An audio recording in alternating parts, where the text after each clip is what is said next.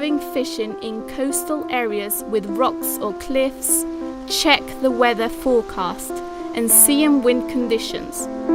Make certain that you have all the necessary equipment to ensure your safety before you leave home. Never venture out alone. Always have someone with you.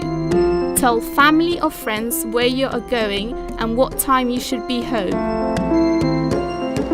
Wear adequate footwear for walking on rocks.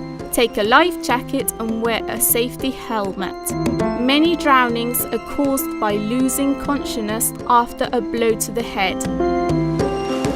If you fall into the water, get away from the breakers and wait for help. If someone falls into the water, throw floatable objects around them to set up a rescue area.